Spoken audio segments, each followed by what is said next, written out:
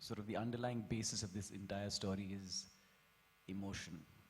I could have been in the Air Force or in the Army or whatever and been away from loved ones for 17 years. And the whole issue is that you've been away for 17 years, you've hoped and prayed that one day you're going to come back, and you come back and life is not what you thought it would be. And I think to that extent, the emotion is very universal.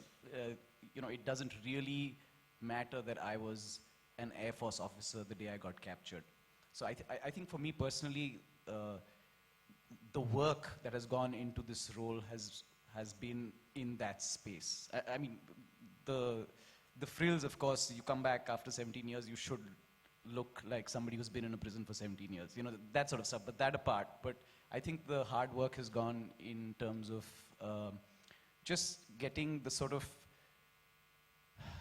the range of, your emotional palette right for the sort of situation that you find yourself in. At least that's for me. I think that's what I've worked harder on for my part. But I think Satyadeep has pretty much summed it up. How do you put yourself in somebody's shoes for something that you have never experienced and probably never will? It's impossible. Even if you speak with them or whatever, the fact of the matter is, how do you feel that? And the only way I figured, which I always figure in everything that I do, is to stay as honest as possible, to stay as committed to that character as possible. And in fact, I often tell Nikhil that I'm going to go crazy after this show because, I go back home and I can't shed Nazneen. I mean, it's crazy. I go back and I really don't know how to lose this woman. And it just kind of, and every day I feel the pain just multiplies and multiplies and multiplies. And somehow you keep tapping in deeper and deeper and deeper, and that's the only thing you can do. And the good thing is that we have Nikhil Advani, who's so averse to bullshit. He just calls it. He calls it. If you've done something, and I like that. He pushes you so much. He pushes you so damn much without really pushing you. But because he's such an achiever, he's constantly making you go in deeper. He never really tells me how to act on set, but he'll come and tell me that one thing that'll just hit the spot. And that's when you need someone like that, So he makes sure that you're not hamming. He makes sure that you're not taking the easy way out, because this man never takes the easy way out. So, all of that also really works. And I have actors who are honest. And that's a huge plus. When your co-actors are honest, when you have writers who are writing it the way one must feel it, ultimately it's a TV show. Ultimately it's something that you guys are going to see, and it takes a whole damn team to do it. So it's all there, and all we can do is just stay committed to what the complete honest portrayal of putting yourself in that person's shoes as much as possible every single day, going deeper into that person that you're playing. And that's all I can say. I know it sounds like a whole lot of bullshit, but it's the truth. I just want to, I'm not the cast, but I'll still answer that question. So yeah, to answer your question about them meeting wives who have suffered the same fate, they couldn't have met POWs because then you're not a POW. You're not missing in action, sorry. So basically, I made it a point to tell them, that I don't want you guys to be reading a lot of stuff, because then it starts becoming imitative. Then you want to live other people's lives. We are very fortunate, like I said earlier, we've got very good writers on the show. Asim and Anirudh, who've been with me on writing the show from the very beginning, read so much actually, that each scene that we get and each moment that we have in the show is somewhere or the other reflecting what they've read. And they've read a lot about there are 54 POWs right now since 1971. And it sounds very little, 54, because that's reported. We don't know the others. And this is a country that does not actually have, you don't have the ability to go and say something, right? And to answer your question, sir, about closure, in fact, one of the stories we read was about this wife who said that for the first period, you are just hoping that the men don't come with the news that he's died. You're just praying every single day that he's not died. But after a while, you pray that they come. And you're just praying that you get the news that they've died. Right? So that's what you're saying. Everybody is actually just waiting for something that is going to allow them to start living again. Otherwise, you're just living, in a kind of limbo. So the most important thing that Sandhya said, which is that the only thing we strive for in every scene is honesty. Ladies and gentlemen, let me remind you, it's Dabur Red Paste presents POW Bandi Yudh Ke. It's dry day today, but thank you very much. Alright, ladies and gentlemen. Emotional एक तरीका है उसे describe करना, लेकिन बहुत सारे emotions आते हैं इस कैरेक्टर को प्ले करके, और बहुत भारी कैरेक्टर है।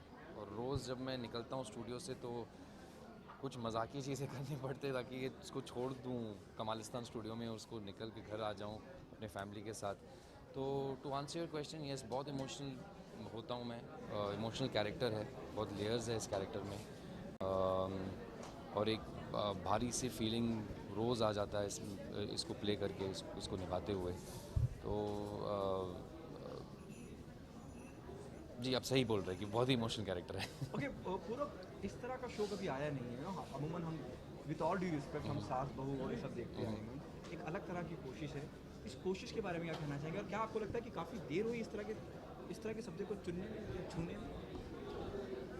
खैर, मैं अगर मैं एक ऑडियंस के हिसाब से अगर बात करूँ कि मैं खुद एक ऑडियंस हूँ, तो मेरे ख्याल से जी हाँ, बिल्कुल देर हो गई है। बहुत सालों से हम एक ही तरीके के शोज़ देख रहे हैं, और इस जो फॉर्मेट है हमारे टेलीविज़न पे, इसने भी सेट किया है स्टार प्लस ने। अगर आप देखा जाए, क्योंकि सास भी कभी बहू थी जो पहली ऐसी सास बहू टाइप शो थी जो फीमेल ऑडियंस पे एकदम फोकस था। वेल, फीमेल ऑडियंस हमारे इस देश में बहुत टीवी देखते हैं, वो बहुत इंपॉर्टेंट ऑडियंस है, और शोज़ ज़्यादातर उनके लिए बनते हैं। लेकिन उनकी भी सोच को थोड़ा चेंज करना, उनको नई चीज़ दिखाना, आई थिंक ये एक अटेम्प्ट है एक नया कॉन्सेप्ट का, और ये भी रिस्क स्टार प्लस ही ले रहा है, तो एक अच्छा ही बहुत डेयरिंग बात है। और अगर आपके रिएक्शन देखा जाए कि आप प्रेस वाले हैं, आपके थ्रू लोगों तक बात पहुंचती है।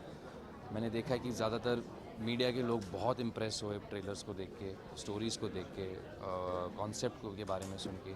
तो मेरे ख्याल से ये एक्साइटमेंट जो आपको हो रहा है आगे ऑडियंस के पास जाएगी, वो एक्साइटेड हो जाएंगे शो के बारे में, और फिर हमारे लिए तो अच्छा ही होगा। हम चाहते हैं कि ये ट्रेंड हो जाए, ये शो पॉपुलर हो जाए। ओके, पूरा कई बार ऐसा होता है कि बड़ी फिल्मों की अगर मैं बात करूँ या मैं छोटे पर्दे की बात करूँ, कुछ किरदार अमर हो जाते हैं। जब मैं सर्कस की या मैं शाहरुख की बात करूँ, क्या आपको इस बात की एक फील है कि वो लार्जर देन लाइफ हो गए? हालांकि छोटे पर्दे पे किया गया, लेकिन वो किरदार अमर हो जाते हैं। Do you get the feel while working on it, specially with 18 साल पहले डायरेक्टर लाइक निखिल अडवाणी, 18 साल पहले मैंने एक शो किया था हिबेपुरे नाम का। आज तक मुझे लोग नज़र बुलाते हैं, और मेरे ख्याल से ये शो के बाद लोग अब मुझे सरताज बुलाएंगे।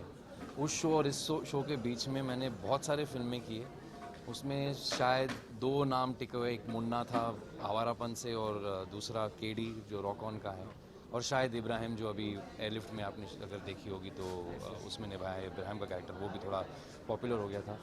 लेकिन जब एक शो किसी के घर पे जाता है रोज़, तो डेफिनेटली लोग आइडेंटिफाई कर सकते हैं, उस कैरेक्टर को पसंद करें तो अमर हो जाएगा वो कैरेक्टर, लार्जर देन लाइफ हो जाएगा।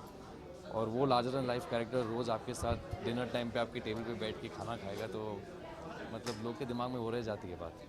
कैसा एक्सपीरियंस रहा, क्योंकि निखिल के साथ आप बहुत काम कर चुके हैं, खास बॉन्डिंग भी शायद करते हैं निखिल अडवाणी के साथ, कैसा एक्सपीरियंस उनके साथ काम करने का? और एक अलग उनके लिए भी एक चैलेंज होगा यकीन, छोटे पर्दे के लिए कुछ करना। बिल्कुल बिल्कुल, that's too on a grand level, film का फील आता है जब आप टीजर देखें, आप प्रोमो देखें, इतना प्रॉमिसिंग लगता है सब कुछ। शुरुआत में तो मुझे खुद को भी लगा था कि शायद कोई फिल्म आई।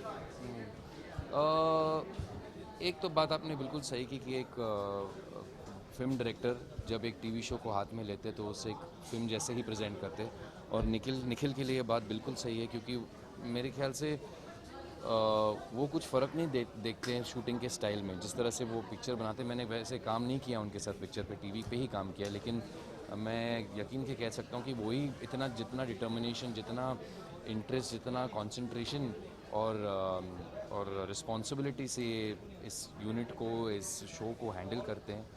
हम सारे एक्टर्स, सारे टेक्नीशियन, सारे क्रू जो इस शो पे काम करते हैं को इंस्पायर करते हैं रोज़, एवरी डे। अगर आप हमारे सेट के में आए 10 और 11 के बीच में, निखिल अडवाणी की आवाज़ गूंजती है उसमें। और दोनों सेट पे भी, हमारा ए यूनिट चलता है, बी यूनिट चलता है, तो दोनों बाजू साइड बाय साइड है, और उनकी आवाज़ से पता चलता है कि भाई इंजन स्टार्ट हो रही है आज। तो ही चार्जेस अप एवरी डे। हमें एक ट्रैक पे रखते हैं, और हमें कभी फील नहीं कर लेते कि 100 दिन निकल गए भाई। वही एनर्जी से काम कराते हैं, वही एनर्जी हम में डालते हैं, और इसका जो रिज़ल्ट है, हम भी जब एपिसोड्स देखते हैं एडिट रूम में जाके देखते हैं कि भाई एपिसोड 40 में मैंने ये थोड़ा सा एक्शन सीक्वेंस किया है, कैसा लग रहा है, और जब जाके देखते बोलता हूँ वाओ, ये तो पिक्चर ही लग रहा है।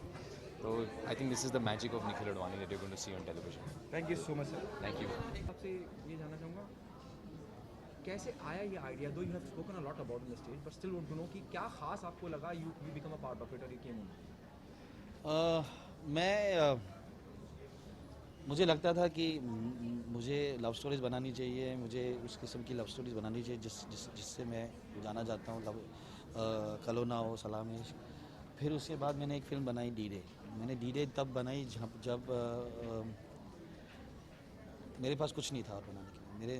मेरे बाकी उसके पहले वाले फिल्म्स ठीक से चले नहीं, तो I was in a situation कि मतलब यार there is nothing to lose, मैं बना देता हूँ। और लोगों को काफ़ी मतलब समझ में नहीं आया कि कलोना के डायरेक्टर ने ये डी डे कैसे बनाया। मुझे उस टाइम पे समझ में आया कि यार this is what I like to say the most. This ये इस किस्म की कहानी जहाँ पे रॉ एस्पियोनाज, ह्यूमन इमोशंस के साथ जुड़ सकती है। उनकी मतलब हम क्यों सोचते हैं कि एक स्पाई जो है या एक जो सोल्जर जो है उनका सिर्फ एक ही मकसद है देश को बचाना। उनकी लाइफ में क्या होता है, बाकी सब क्या होता है। तो मुझे समझ में आ गया that's something that I like. उसके बाद मुझे एक मौका मिला एयरलिफ्ट प्रोड्यूस करने का, और आई गेस लोग मुझे उस फर्दर पता चल गया कि यार this is exactly the kind of cinema that I do well, और the kind of stories that मैं ठीक से बता सकता हूँ। मेरी दिलचस्पी है इसमें।